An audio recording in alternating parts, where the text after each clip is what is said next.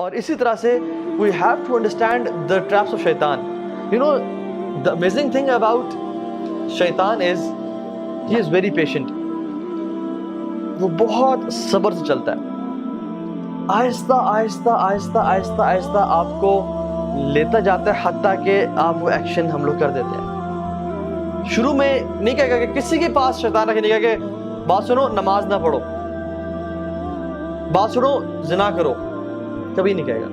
کیا بولے گا کہ ٹھیک ہے نماز پڑھ لو, اچھی بات ہے, بہت لازم پڑھنی ہے, نماز نہیں چھوڑ سکتے ہو, لیکن ابھی تو 3 گھنٹے پڑھے نماز کی قضا ہونے میں. ابھی تو تم یہ گیم کھیل لو یا اس دوست سے فون میں بات کر لو, وہ جو تمہارا کام ہے پریزنٹیشن بنانی ہے وہ کر لو, بعد میں پڑھ لینا, ٹائم ہے ابھی. اور آپ کام کرنا شروع کرتے ہیں اور گھنٹے بعد آپ کو یاد آتا ہے کہ نماز رہتی ہے. پھر آتا ہے کہ نماز پڑھو گے تم, چھوڑنے کا تو سوال نہیں پیدا ہوتا, لیکن پہلے یہ کام کر لو, پہلے اس دوست سے کال کر لو, یا پہلے یہ چیز کر لو, تمہارا ہوم ورک رہتا ہے یا تمہارا یہ پروجیکٹ رہتا ہے, اس پہ تھوڑا کام کر لو, اور آرام سے فری ہو کے دل کی تسلی کے ساتھ فوکس ہو کے نماز پڑھنا.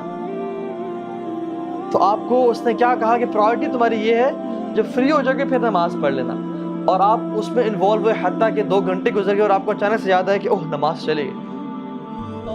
اور پھر آتا ہے کہ آپ کیا قضا پڑھو گے تم, اور اب عصر کی نماز کا ٹائم ہو گیا ہے, تم نے فجر بھی چھوڑ دی, ظہر بھی چھوڑ دی, اب تم عصر کے سامنے اللہ کے سامنے کھڑے ہو گئے, اب کل سے 5 وقت کی نماز پڑھنی ہے.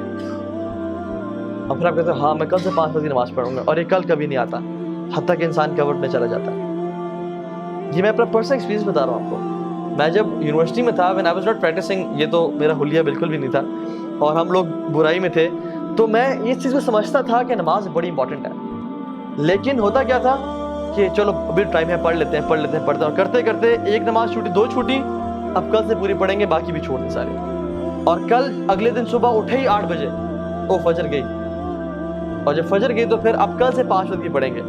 So this is how شیطان plays. اسی طرح سے زنا کے معاملے میں, فورنیکیشن کے معاملے, وہ نہیں کہے گا کہ چلو یہ عورت ہے اس کے ساتھ تم بدفعلی کرو, وہ کہے گا کہ she is so friendly, اور کتنا برا لگے گا کہ تم اتنے روڈ بن کے رہو اس کے سامنے, اور کسی کا دل دکھانا کوئی اچھی بات ہے, تو اسے حال چال تو پوچھو, صرف کام کی بات, یہ تو بدتمیزی ہے.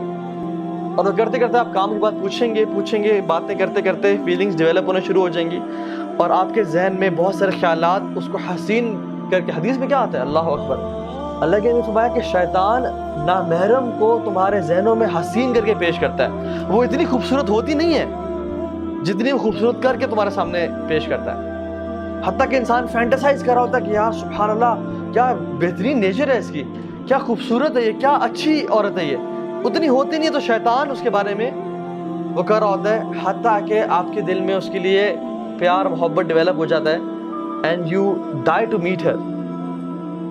اور جب آپ میٹنگ کرنے جاتے ہیں تو آپ کو نہیں کہتے, تم نے تو یہ چیز ذہن میں نہیں ہوتی کہ تم نے اس کے ساتھ برا گناہ کرنا ہے, بس ہوتا ہے کہ we'll just meet, I'll just see her, I'll maybe propose her or something.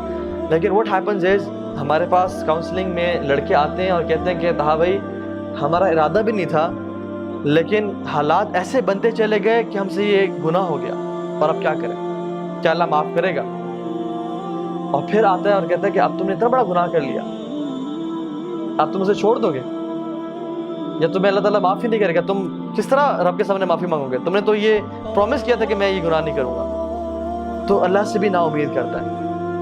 آدم علیہ السلام سے اس نے یہ گناہ کروایا نا, لیکن توبہ کروانا, کیونکہ فرسٹ ایکسپیرینس تھا اس کا آدم کے ساتھ علیہ السلام, توبہ کروانا جو ہے نا اسے نا امید نہیں کر سکا. آدم علیہ السلام نے کیا کیا, ربنا ظلمنا انفسنا وان لم تغفر لنا وترحمنا لنکونن من الخاسرین.